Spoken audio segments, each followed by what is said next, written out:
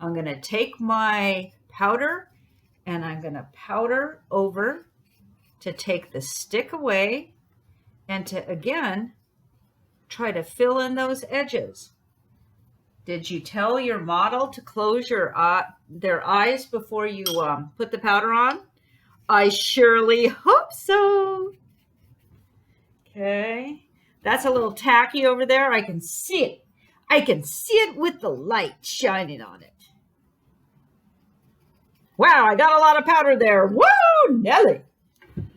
Okay. And of course, I'm going to wipe the powder off.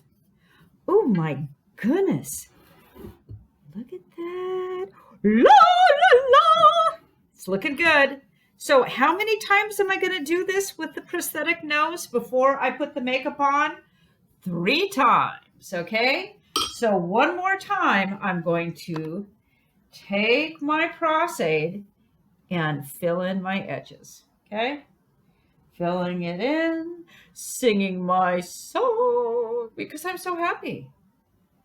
I'm going to have job satisfaction today. Even though I can't be with you in front of the class, I can be with you in spirit and through video.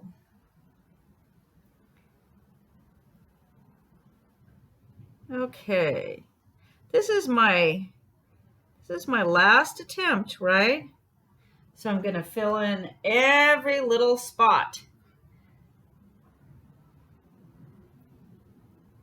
to make this transition as smooth as I can.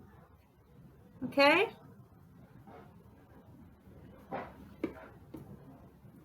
Don't want any lumps and bumps. I'm really working on smoothing everything out here.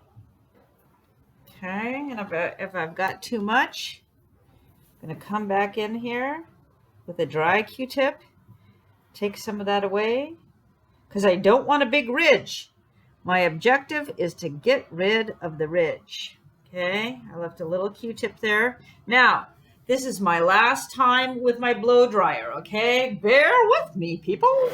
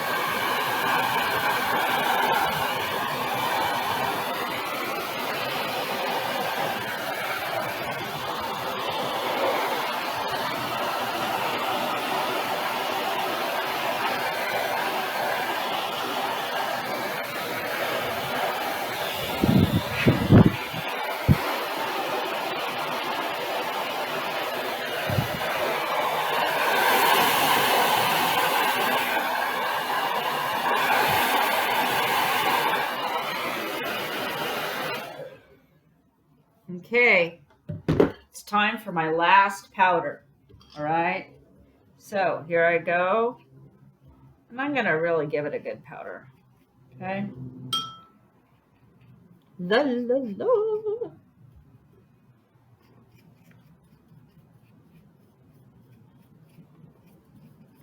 Okay, this is pretty darn good.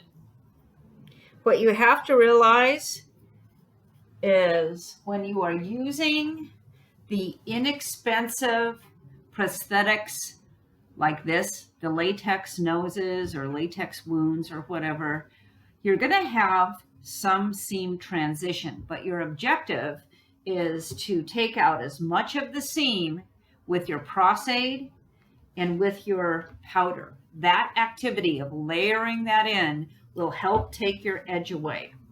Okay? Now, I want to move this out of the way so I don't spill. And I'm going to come in here and I want to show you this castor oil technique. Okay? Now, I have a little oil here. Do you remember this? And I haven't used castor oil because I don't have any here at home. I don't want it to be dripping. That is not the objective, okay?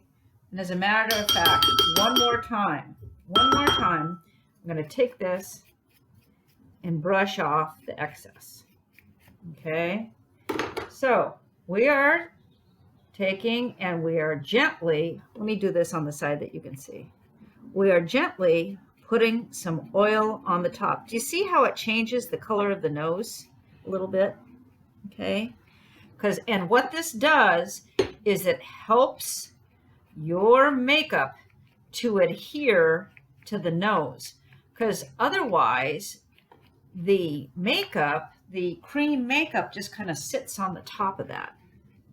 Okay, do you see how nice that looks? My goodness, I'm really liking my work today. My goodness. Okay, now I'm going to put that aside. All right. I'm going to take a little makeup because I've matched her complexion. Right. Okay. So I'm going to take a little of this makeup out. Okay.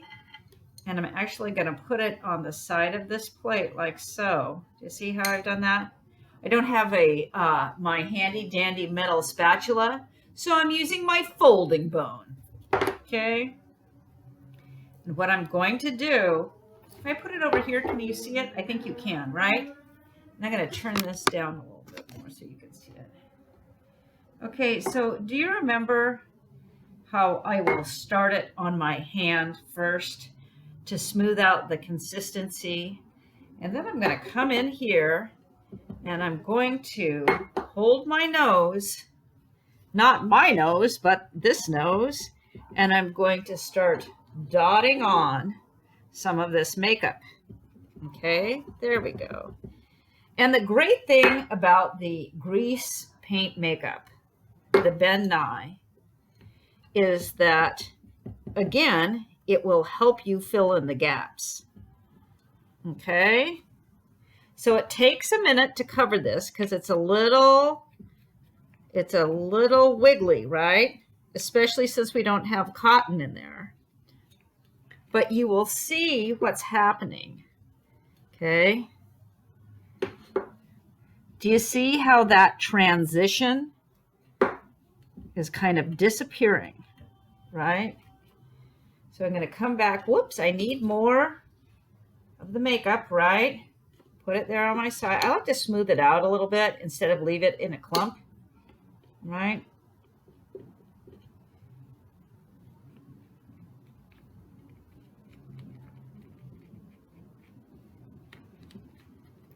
So you will either use the cream that is in your makeup kit to match your skin tone or your family member's skin tone, or you're going to use green. And again, you don't want to use water-based makeup for this. It is not a happy experience. And the reason why is it doesn't stick nicely, right? Okay, I want to keep moving around here so you can see how I'm covering that transition. Wow, I gotta tell you, things are going well.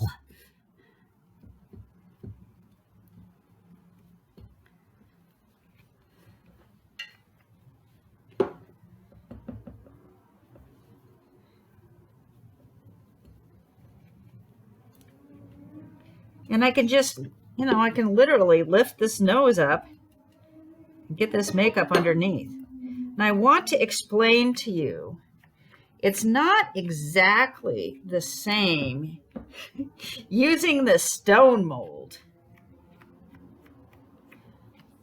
But you get the gist, right? Okay, and then I would bring this up.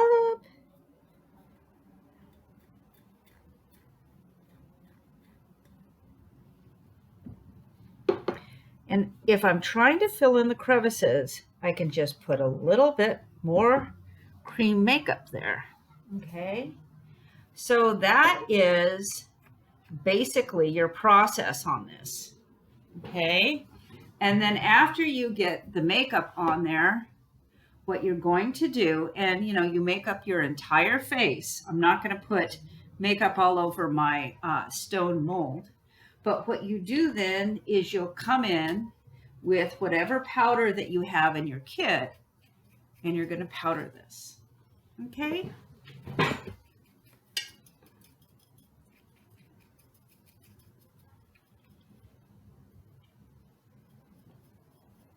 Oh my gosh, did we remember to tell our model to close their eyes?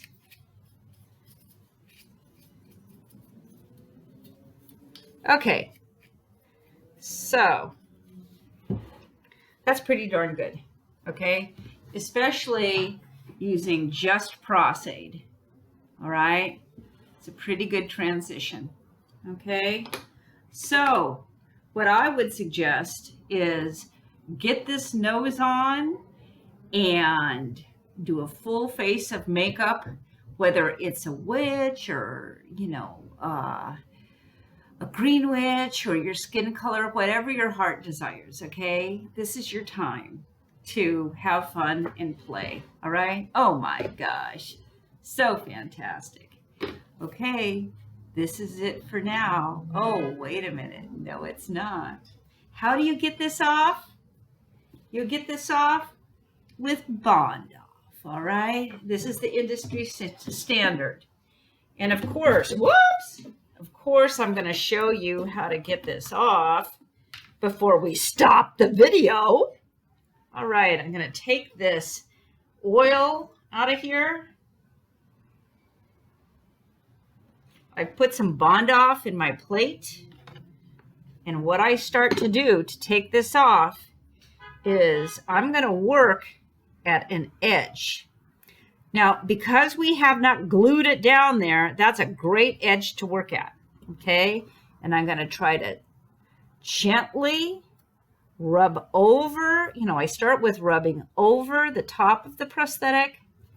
And then, do you see how I'm twisting my Q-tip?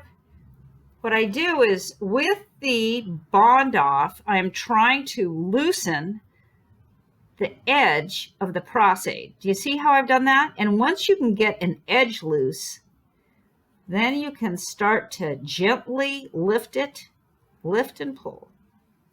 Okay? You never want to rip it off. I know you know that, but I just want to say that out loud. Okay? So there will be glue left on the face. And when you're getting near the eyes, I want you to be super gentle. Don't oversaturate your Q-tip when you're getting around the eyes, please, because it's uncomfortable to get the Bond Off in the eye.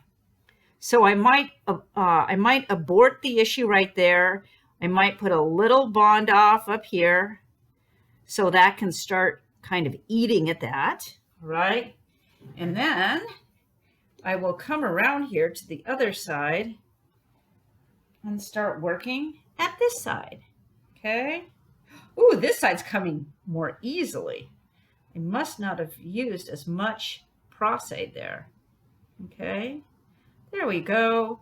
And so I can lift it this way and I can push it back so I'm not getting it directly in the eyes. Do you see how I'm doing that? All right, so the nose is off. You see that, but there's still gunk around here. So, if you have Q-tips, can I try again? If you have cotton balls, that's great to use. It works more quickly. But your model or you has to take it off very gently. You're not digging at this. You're just rubbing the Bond Off back and forth over the adhesive to lift it up. Okay? And it doesn't happen immediately. So if you're still doing it 5 minutes later, nothing has gone wrong. That is just your process.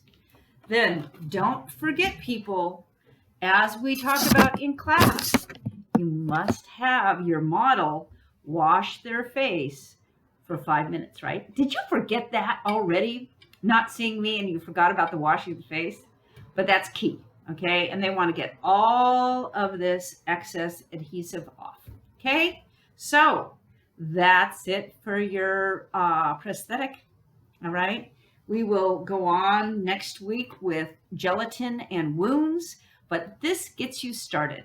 Okay, I hope you found that helpful, and I will see you soon.